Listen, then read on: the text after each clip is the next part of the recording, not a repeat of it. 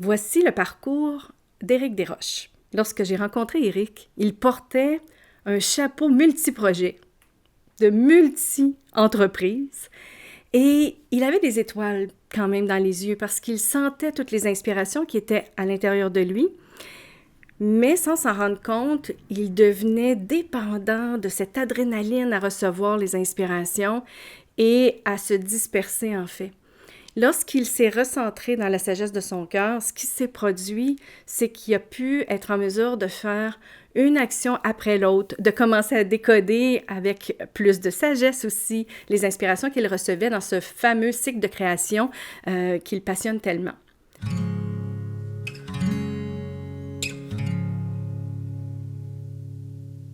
Bonjour, mon nom est Éric Desroches, je suis entrepreneur.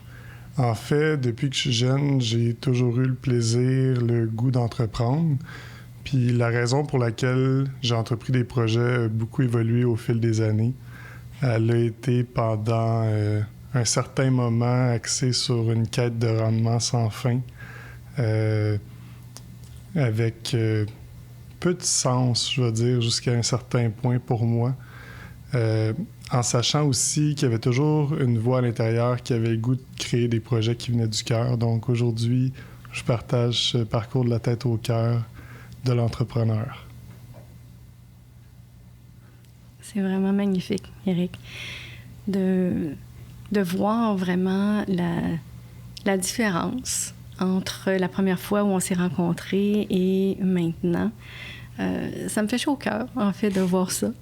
On s'est rencontrés à la toute fin de 2017, le 29 décembre, je pense. 27 ou 29 décembre. En tout cas, très, très près de 2018. La première fois, on s'est vus. Et par la suite, tu nous as contactés pour dire, écoute, il y a quelque chose en moi, j'aimerais ça en savoir plus, puis vous poser des questions. Avant la retraite, parce qu'il y avait une retraite en février, en fait, puis tu hésitais à dire est-ce que j'y vais, est-ce que je plonge ou non. Et tu es venu passer un temps avec nous. Et par la suite, tu as choisi de dire oui à cette retraite-là. Pourquoi? En fait, un petit peu comme j'expliquais en intro, l'entrepreneuriat, ça a toujours fait partie de moi. Créer des projets, créer des choses qui m'animaient puis qui vibraient à l'intérieur. La seule chose, je m'étais rendu compte que, ou du moins j'avais appris que dans le domaine de l'entrepreneuriat, il fallait être performant, il fallait toujours être meilleur, apprendre plus, regarder la rentabilité des projets. Souvent, les projets qu'on aimait n'étaient pas rentables, donc qui étaient non viables aussi.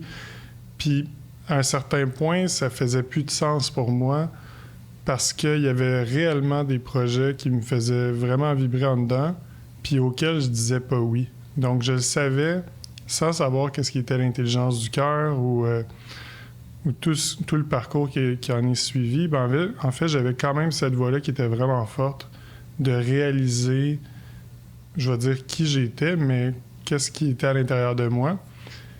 Puis la première fois, on s'est rencontrés sans comprendre nécessairement qu'est-ce que vous faisiez. Il y avait une conceptualisation des barrières, des limites que je me mettais moi-même à créer des choses qui vibraient à l'intérieur. Puis j'ai toujours été quelqu'un de très curieux. J'ai été quelqu'un qui a appris beaucoup. Puis à notre première rencontre, tu avais mis le doigt sur quelque chose, sur finalement beaucoup de questionnements que je m'étais posés pendant des années, puis j'avais essayé de chercher à gauche puis à droite. Puis en quelques minutes, il y avait une porte qui venait de s'ouvrir. Fait que c'est là où j'ai dit oui d'aller voir qu'est-ce qui était là. Puis même si la tête disait non, avait plein de peurs reliées avec cette retraite-là, il y avait quelque chose qui vibrait tellement fort en dedans. Puis étant donné que j'avais déjà écouté cette voix-là à plusieurs reprises dans mon parcours entrepreneurial, puis ça avait amené des beaux résultats, mais je me suis dit, une fois de plus, je me lance dans le vide, puis on verra après. OK. Donc, tu arrives à la retraite avec ta liste de 150 projets. Et c'est pas une exagération, là. C'était vraiment une liste de 150 projets avec l'idée que en une semaine, tu étais pour être en mesure de tout mettre de la clarté dans tout ça, puis d'aller de l'avant avec le tout. Oui, puis tout venait de front, puis tu sais, pour moi, c'était comme, au départ, c'était de dire, bon, ben je m'en vais dans une retraite pour entrepreneur. ça va me donner de la clarté. Fait qu'après ça, je repars avec tous ces projets-là, puis je vais tous les réaliser encore plus rapidement. Oui. Au début, c'était ça. Oui. Et dans le cadre de cette retraite-là, on faisait des déjeuners causeries. Où on parlait pendant à peu près 2 heures de temps. Et on était, c'est sûr, hein, Saint-Martin, c'est beau, on était dans une belle ambiance, tout ça. Fait qu'on abordait des thèmes différents, un par déjeuner. On a parlé du contrôle, on a parlé de l'effort, on a parlé du manque, on a parlé des attentes. Et lorsque je t'ai proposé de commencer par un seul projet, quelle a été ta réaction? Je me disais que j'étais pas au bon endroit. En fait, ça me faisait tellement prendre conscience rapidement que je m'étourdissais dans plein de projets, que j'étais bon pour les partir, j'étais bon pour les créer, mais il y avait toujours une phase que je complétais pas. Parce que pour moi, à la fin d'un projet, donc le moment où il s'est manifesté, le moment de le célébrer aussi, je le bypassais, ce moment-là, parce que pour moi, c'était une perte de temps. Puis une perte de temps était une perte d'argent d'une certaine manière aussi. Donc l'idée, c'était de rembarquer tout de suite dans un autre cycle sans avoir terminé celui-là. Fait que ça a été pour moi un wake-up call finalement, puis en même temps, ça m'a confronté beaucoup. Oui. Oui, puis durant cette retraite-là, ce qu'on abordait en profondeur aussi durant les après-midi, c'était le cycle de création. Donc, toi, tu es tombé en amour avec cet outil-là, que tu utilises encore fréquemment, mais d'une façon très différente du début. Tu avais aussi beaucoup peur de l'exposition en lien avec le cycle de création. Bien, en fait, dans le fond, écoute, c'est deux sujets super... Ben, en fait, je veux dire super importants, mais qui ont été très révélateurs. D'un, le cycle de création. De prendre conscience que entre le moment où on a une inspiration de créer un projet, puis le moment où cette inspiration-là est manifestée, mais il y a des cadrans, il y a des moments, il y a des étapes à passer d'une à l'autre. Puis étant donné que souvent je veux aller vite, ben je bypassais des étapes. Donc de prendre conscience qu'il y avait des étapes qui étaient possibles de bypasser avec les résultats qui venaient avec aussi, puis de prendre conscience à chaque étape, qu'est-ce qui fait en sorte qu'on bloque? Qu'est-ce qui fait en sorte que je reçois une idée, puis je me permets même pas de l'écrire? Ou qu'est-ce qui fait en sorte que j'écris une idée, puis je me permets pas de la partager? Ou si je la partage, des fois, c'est pas aux bonnes personnes, pas au bon moment. Donc, je rentrerai pas plus en détail dans le cycle de création, mais pour moi, c'était un outil qui était hyper puissant pour créer, finalement. Oui. Fait que cette portion-là a été... pour moi, ça a été un éveil, puis en même temps, ça a été une première étape à aller expérimenter autrement des projets. Oui. Puis, tu sais, un des cadrans s'appelle le décodage. Oui. Oui. Et tu étais tellement bon et tu avais quand même des bons résultats que toi, tu avais développé une stratégie pour complètement ignorer ce cadran-là. Mais tu t'es rendu compte aussi que tu serais plafonné dans le type de projet et la grandeur des projets que tu pourrais faire si tu ne choisissais pas de plonger dans le décodage, qui veut dire, en fait, devenir conscient de ce qu'on a reçu comme inspiration et être capable de pouvoir au moins faire des bullet points, au moins être en mesure de pouvoir faire un plan qui est un plan très fluide avant de le partager. Donc, on s'est beaucoup amusé pendant le parcours. On a ri beaucoup parce que tu sais, d'une certaine manière, quand on prend conscience des patterns ou de l'ego, ben en fait, oui, au début, ça peut être très confrontant, mais en même temps, quand on réalise qu'à chaque fois, c'est une piste d'opportunité pour prendre de l'expansion, être plus léger, que ça soit plus clair, que les projets soient plus fluides, ben tu sais, il y a quasiment, je veux dire, un plaisir d'une certaine manière. Fait que oui, ça devient, pas toutes les fois, mais quand même, ça devient le fun. Puis tantôt, tu avais abordé le sujet de l'exposition aussi. Comme entrepreneur, ben en fait, il y a une portion de moi qui voulait pas s'exposer directement. Pour moi, je le prenais un petit peu comme l'humilité de pas partager ce que je faisais directement. Fait que je mettais de l'avant les projets. Je mettais de l'avant les entreprises auxquelles je participais, que j'avais créées. Mais la portion personnelle, c'était pas celle où j'avais du plaisir vraiment, où je me sentais à l'aise à partager, autre qu'avec des petits groupes aussi. Oui. Fait que ça a été d'autres, je veux dire, d'autres pistes d'expansion à aller explorer aussi dans les dernières années.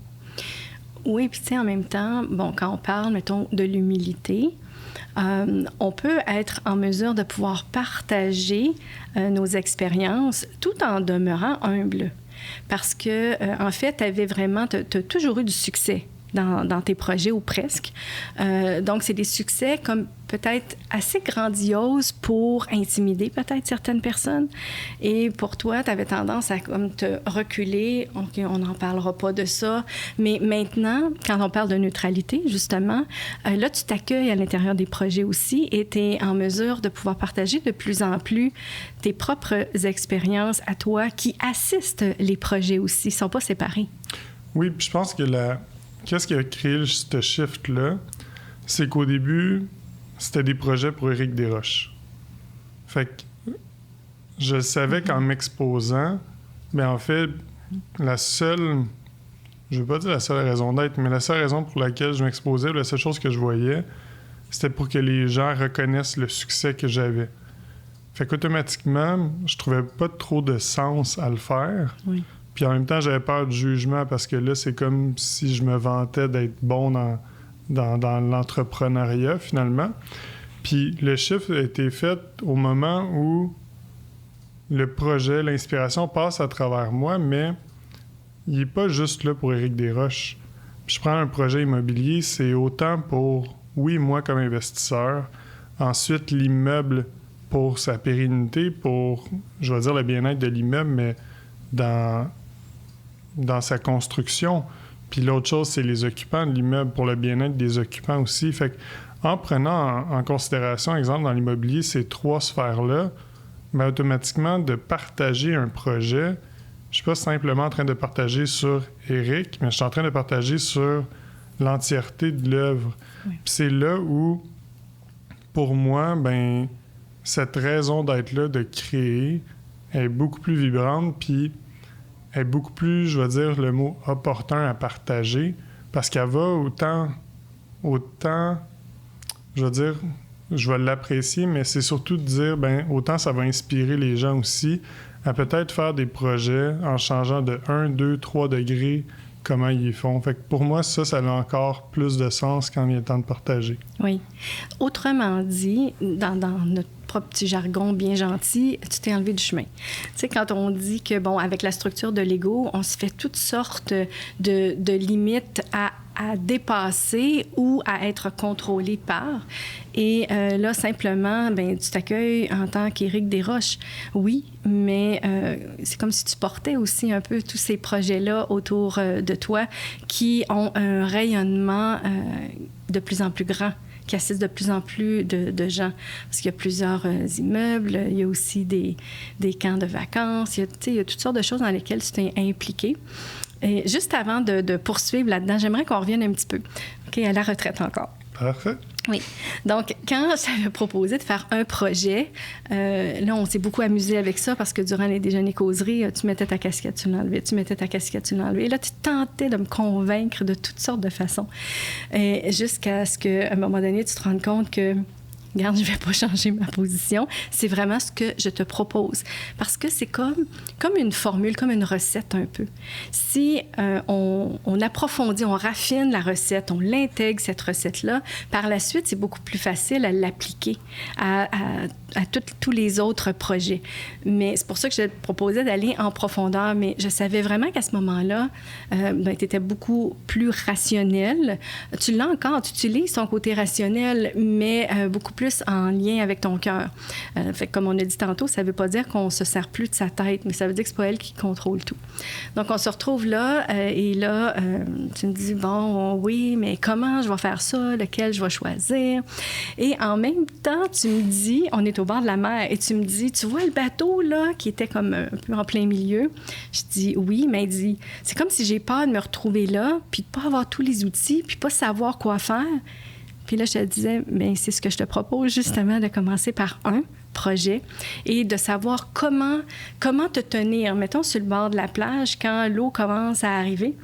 nos talons, les orteils, ça bouge un peu, et de pouvoir avancer jusqu'à y plonger. Puis une fois que c'est fait, ensuite de ça, au milieu de la mer, ça devient vraiment très fluide de pouvoir y être présent. Fait que ça, c'est une image qui m'était toujours restée, parce que je le sais que ça te confrontait beaucoup, ton corps même se tordait, mais en même temps, tu le savais, tu ressentais que c'était cette expérience-là que tu étais pour dire oui. Donc, tu as choisi un projet à ce moment-là qui t'a aussi mené à un autre projet par lequel tu aimerais commencer. Bien, en fait, là, juste pour clarifier là, sur l'histoire du bateau, là, Oui. en fait, c'est que même quand je commençais en investissement immobilier, au début, il fallait, exemple, des fois que toutes les lumières soient vertes ou je me disais, OK, est-ce que j'en connais assez? Est-ce que je suis assez bon pour faire le pas? Puis il y avait tellement d'attentes aux visions que j'avais que je me disais, ça me tente pas de le faire, les étapes avant. Ça me tente juste, genre, d'arriver au bout. Puis que, tu sais, tout soit, je veux dire, tout soit beau, tout soit grandiose, sans passer par chacune des étapes. Puis en fait, la beauté, c'est que c'est en passant à travers chacune des étapes que les vraies choses se créent. Sinon, les projets où il y a plein d'idées qui restaient à l'état d'idées parce que justement, je voulais pas faire le pas tant aussi longtemps que c'était pas la grande chose qui arrive. Oui. Oui. C'est le petit parallèle du bateau. Oui, mais c'est que tu es visionnaire. Donc, dans ta vision, tu voyais tellement tout le potentiel extraordinaire de tous ces projets-là, mais en quelque part, c'est comme si tu voulais pas faire le premier pas. Vers ça, oui. Et là, maintenant, tu fais ces pas-là et tu es en mesure maintenant de quand même avoir quelques projets de front, mais c'est des projets quand même qui demandent assez de temps et d'énergie, même d'investissement financier. Donc, celui que tu avais choisi quand on était à la retraite est... L'immeuble Plénitude, en fait, c'est dans le contexte d'investissement immobilier multilocatif, c'est d'avoir des immeubles qui vont inciter les gens dans leur, je vais dire le mot le bien-être là, pour mettre en contexte, mais pour moi, l'immeuble devient un véhicule où les gens peuvent se sentir à la maison, se sentir bien, se sentir appréciés. Puis par où ça l'a passé, ça? Bien, ça l'a passé par intégrer des inspirations dans les immeubles qu'on avait actuellement au niveau locatif. Donc, que ce soit par, à la Saint-Valentin, transmettre une rose à chacun de nos locataires avec un mot personnalisé, une attention à Noël, décoration à l'Halloween. On est en train d'intégrer, dans le fond, des tableaux avec des citations dans les immeubles où les gens, chaque jour dans leur aire de vie, vont le voir. Amener des créations plus artistiques à l'intérieur de l'immeuble aussi. Fait que c'est vraiment de... Souvent, moi, la manière dont je voyais l'immobilier au départ, c'était on achète un rendement. Mm-hmm. Donc, tu sais, l'immeuble, je vais le dire comme ça, là, mais j'avais peu d'intérêt des fois sur l'immeuble en question, si les chiffres faisaient du sens. Mm-hmm. Puis, plus le parcours La tête au cœur a commencé, puis s'est intégré, puis je me suis mis à voir clair, puis à voir la vie différemment aussi, bien, plus les intégrations, puis la raison pour laquelle je faisais de l'immobilier a changé aussi. Fait que, pour moi, peu importe qu'on ait un logement à 500 $ par mois ou qu'on en paye 1500, bien, tu sais, chaque humain qui habite dedans a le même droit d'être dans un lieu qui est propre, qui a un bon service, puis qui est inspirant aussi. Fait que c'est un des projets, justement, c'est l'intégration dans nos immeubles de ces inspirations-là. Puis que ça passe par un petit jardin communautaire, que ça passe par l'aménagement paysager. C'est plein de petites attentions qui font en sorte que les gens vont se sentir bien chez eux. Oui. Et ça fait toute la différence. Quand les gens, à la fin de la journée, là, il y a de plus en plus de télétravail, mais bon, les gens vont sortir de plus en plus de chez eux. Et quand tu rentres chez toi et que tu te sens accueilli dans une belle énergie, une ambiance qui est harmonieuse aussi, mais ça change. Ça change la façon d'être des gens. Et ensuite, mais ça peut changer aussi la façon que le parent va assister l'enfant à faire ses devoirs, préparer les repas, vivre un moment en famille. Et ça part de quelque chose qui semble très simple, mais qui a un grand impact. Et comment tu te sens d'avoir choisi d'implanter ce type de projet-là? Bien, au début, si on revient au début, je me dis, OK, là, je vais passer du temps à mettre comme mon attention sur des détails de finition d'un immeuble, quand je pourrais prendre le même temps pour en acheter un nouveau. Oui. Fait que ça, c'était vraiment la pensée, je vais dire, logique. Puis plus ça se fait, plus on l'intègre dans les immeubles, plus on rentre dans un immeuble, puis tu sais, je me sens bien, tu sais, je me sens comme j'étais chez moi, puis il y a des immeubles dans lesquels j'étais allé habiter dans certaines circonstances, puis je me sentais vraiment pas bien parce que, je vais dire, les immeubles manquaient de beaucoup d'amour quand on venait les acheter.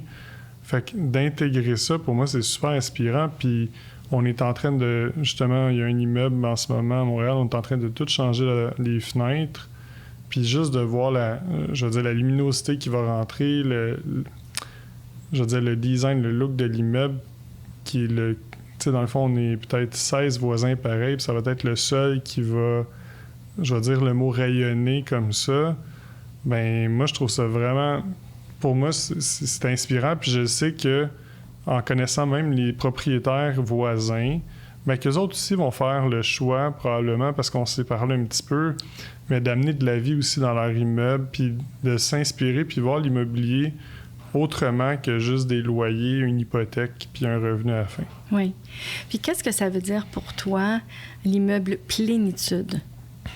Bien, en fait, l'immeuble Plénitude, c'est un endroit où on sent la maison, mais on sent la maison un peu comme tu as dit tantôt, d'être bien accueilli, mais c'est de partir des inspirations qui vibrent, que ce soit de la petite attention à un projet plus grand.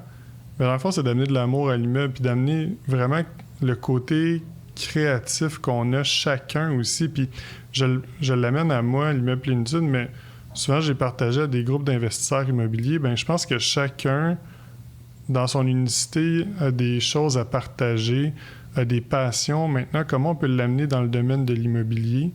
Bien, pour moi, ça, c'est un gage de succès. Puis c'est un plaisir aussi dans cette action-là qui est l'investissement immobilier. Oui. Et là, ça nous amène vraiment à l'argent, parce que tu en as parlé aussi tantôt. Oui. C'est souvent un sujet tabou. C'est un sujet qu'on n'ose pas trop parler. Mais il y a de l'investissement financier pour rehausser, en fait, ces immeubles-là. Mais en même temps, quand tantôt tu parlais, j'achetais du rendement, maintenant, tu proposes, en fait, des expériences de plénitude. Mais comment ça te fait sentir, ça, toi? Bien, en fait, qu'est-ce que ça me fait sentir, c'est d'être comblé avec ce qui est déjà là. Puis il n'y a plus ce besoin-là, puis cette quête-là de tout le temps plus. Mm-hmm. Fait que là, oui, il y a des nouveaux projets qui se présentent. Comme le mois dernier, dans le fond, j'ai acheté un nouveau camp de vacances qui est venu vraiment d'une rencontre. Je ne vais pas dire le mot par hasard, mais on a eu une rencontre entre 3 personnes, des gens qui étaient intervenants dans le domaine de l'éducation spécialisée. Ils m'ont demandé pour avoir un site pour organiser un camp pour les enfants avec des attentions particulières. J'avais pas de disponibilité dans un autre camp que j'ai. Donc, finalement, un des intervenants a trouvé un camp de vacances. Je l'ai acheté. Ils sont locataires à long terme sur ce site-là. On a revitalisé l'immeuble qui était abandonné depuis 1 an et demi. Fait que, tu sais, tout ça s'est créé sans que j'aille à rechercher. Puis, j'avais pas besoin d'acheter cette nouvelle immeuble-là, mais c'est présenté, ça vibrait. Puis encore là, c'était bon pour les locataires, les utilisateurs, pour l'immeuble, puis pour moi comme investisseur. Fait que la réponse a été oui. Mais c'est vraiment ça, c'est d'être comblé avec déjà qu'est-ce qu'il y a en ce moment. OK. Fait que, tu sais, je sais que dans ton domaine, dans ton milieu, certains te considèrent comme un bon samaritain. OK? On a déjà entendu ça. En voulant dire, bien, Éric, c'est un bon samaritain. Ça veut dire qu'il sacrifie les profits financiers. C'est ça que ça veut dire pour eux. Est-ce que c'est la réalité? Et la réponse est non. La profitabilité est là, puis je prends juste l'exemple de la dernière acquisition que j'ai faite. La profitabilité qui s'est faite dans cette transaction-là, je veux dire, elle est hors du commun dans le sens où j'aurais voulu faire un investissement traditionnel, aller négocier à gauche, à droite. J'aurais jamais eu qu'est-ce que j'ai là. Maintenant, est-ce qu'à l'époque, la manière dont je fonctionnais, j'aurais pu faire plus de transactions? La réponse, c'est probablement oui. Mais à quel prix? Avec combien d'efforts? Puis j'aurais pas été aussi bien que je me sens en ce moment non plus. Puis je sais que le chemin est probablement différent que d'autres investisseurs immobiliers, mais j'ai vraiment du plaisir à le faire. Puis je sais que cette expansion-là, ben elle va prendre la vitesse du cycle qu'elle a à prendre. Puis peu importe que, je veux dire, dans 2 ans, ben on est pour X dollars d'immobilier ou tant de dollars, c'est plus un objectif, ça va se faire naturellement. Et moi, j'aime ça. Le cycle naturel, hein? Tu le laisses aller maintenant. Toute une différence avant où tu voulais forcer les choses. Ben, j'étais impatient, j'avais plein d'attentes, j'avais des objectifs. Fait que, puis c'est ça, j'ai remarqué aussi la peur de manquer ou jamais avoir assez de ressources. En prenant conscience qu'il n'y a pas un chiffre dans un compte de banque qui enlève la peur de manquer de ressources, ben juste là, ça amène à dire, OK, bon, ben y a-tu autre chose? Puis c'est quelque chose qu'on a exploré ensemble. Puis la journée où cette puce-là de programmation de peur de manquer est enlevée, ben c'est à ce moment-là qu'on apprécie qu'est-ce qui est déjà là. Puis qu'après ça va continuer à prendre l'expansion, mais naturellement, sans avoir à s'épuiser à gauche puis à droite pour une quête qui a, à mon avis, qui a beaucoup moins de sens que celle qui m'anime en ce moment. Est-ce que tu veux dire que tu es encore en quête? Non. Merci de me... Bienvenue. Non, mais c'est vrai que, tu sais, il y a toujours ce plaisir-là à faire des projets. Oui. Le plaisir à créer. Puis maintenant, je veux dire, j'ai beaucoup plus de sagesse à dire oui, ce projet-là est opportun en ce moment. Puis, bon, ben celui-là, peut-être qu'il aurait été bien le fun, mais on va le mettre de côté pour un certain moment. Puis peut-être qu'il va revenir, peut-être qu'il ne reviendra pas non plus. Chose qu'avant, j'aurais toutes voulu les avoir. Tu sais, en voulant dire, si on me présentait 20 opportunités, ben je vais pas dire je vais sauter ces 20, mais tu sais, je les aurais toutes regardées, puis j'aurais mis de l'effort pour les réaliser. Oui, mais ça, si tu veux, on va aborder ça peut-être après, on sera prêt à compléter, on verra bien. Mais pour compléter avec la quête. Oui. Donc, la quête, c'est une énergie de manque. On s'en rend pas compte. Si on est en quête de quelque chose, c'est parce qu'on ne l'a pas, donc on ne l'apprécie pas déjà maintenant.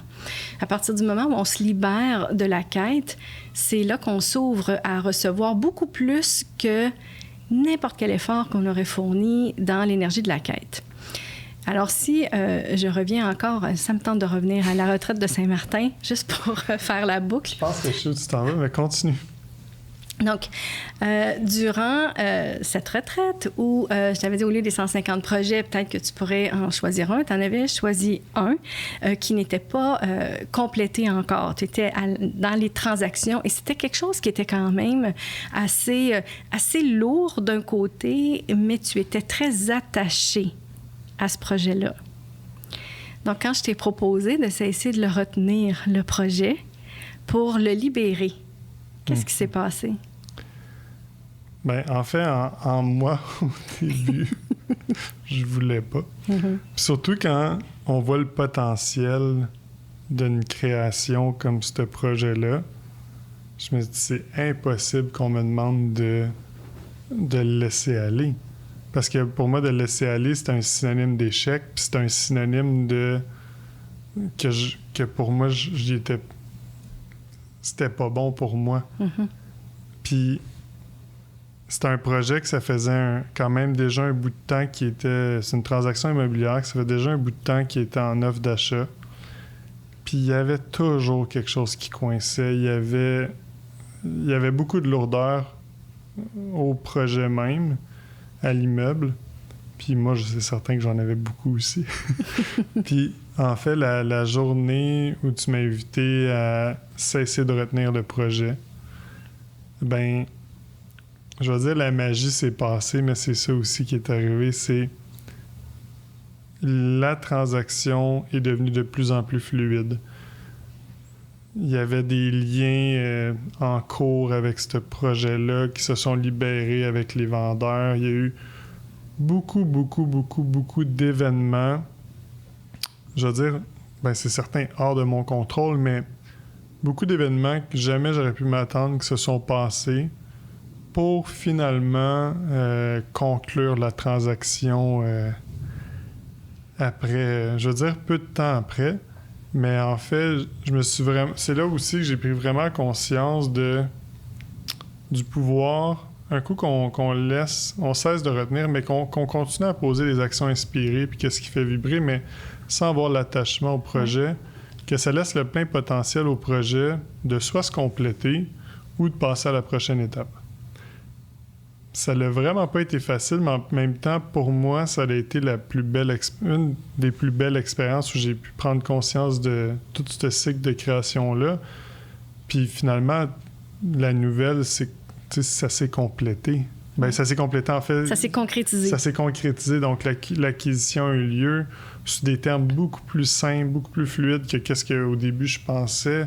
La raison d'être du projet aussi a changé en cours de route. Donc, au début, c'était vraiment dans l'intérêt très financier, promoteur, pour finalement en faire un projet sur ce site-là qui va lui aussi assister l'humain à reconnecter au cœur sous différentes formes. Donc, oui, disons que ça a été une magnifique expérience, puis une grande aussi parce que c'est un immeuble, c'est un projet auquel j'ai été attaché, ou du moins auquel je voyais un énorme potentiel. Puis je pensais pas être capable de m'en détacher, puis c'est ce qui est arrivé. C'était multi-immeuble, là. C'était un gros projet, là. Il y avait beaucoup d'immeubles sur ça. Mais en même temps, c'était un point de repère pour toi. De voir concrètement ce que ça faisait, de te libérer de toute la lourdeur et l'effort que tu avais à le maintenir attaché, ce projet-là, à t'en libérer, à le libérer, le projet. Oui. Parce que le projet comme tel appartenait pas à personne. Et quand tout ça s'est fait, comme tu as dit, la raison d'être s'est transmutée vraiment à l'intérieur de toi pour, par la suite, que ça se concrétise. Et c'est souvent ça qui se produit. Quand on cesse de retenir, les choses se placent d'elles-mêmes. Et si ça n'avait pas été la plus haute opportunité pour toi et pour l'humanité, il ne se serait pas produit, mais ça n'aurait rien voulu dire à propos de toi. C'est ça, puis ça a été une magnifique expérience parce que la transaction entre le moment de la première offre d'achat puis passer chez le notaire, ça aurait pris 2 ans. Puis quand normalement j'étais habitué à du 30 jours, fait que de continuer à poser des actions même après ce temps-là, pour moi c'était vraiment une nouvelle expérience aussi. Puis je suis très heureux de qu'est-ce qui se passe, puis dans le fond des prochaines étapes qui vont être à venir, mais effectivement, ça a été une grande expérience, mais un grand point de repère aussi pour des futurs cycles. Oui. Fait que tu es vraiment un exemple comme entrepreneur, que c'est vraiment possible d'être un entrepreneur de cœur et d'avoir des résultats concrets aussi. Parce que n'enlève pas l'autre. Souvent, on a une certaine notion que si on fait des projets de cœur, que le reste ne suivra pas. Mais encore une fois, dans la neutralité, c'est qu'on inclut tout. Et que ça en fait partie aussi. Donc, tu es propriétaire de 2 camps de vacances, maintenant 3, je pense. Oui, en création. Un en création. Plusieurs immeubles à logement pour des résidentiels. Donc, c'est comme si tu sèmes la plénitude, comme tu le partages un peu partout. Et ça a un ripple effect. Ça assiste de plus en plus de monde. C'est vraiment magnifique, Éric. Vraiment beau. C'est un bel exemple. Un grand merci parce que, tu sais, cette opportunité-là que vous nous avez offert, à tous les entrepreneurs, à tous les gens que vous assistez aussi, pour moi, ça reste, puis je le sais, le plus beau cadeau que je me suis offert. Puis, c'est... Souvent, je peux dire que c'est indescriptible. Mm-hmm. C'est ressenti. Des fois, les mots sont pas... Je veux dire, sont pas assez grands pour l'exprimer. Mais un grand merci parce que, pour moi, c'est une magnifique ouverture qui s'est présentée. Puis je sens que ça continue d'être en pleine expansion, puis de plus en plus aligné avec qui je suis, puis avec ce qui me fait vraiment vibrer. Donc un grand merci, Sylvie. Merci à toi aussi.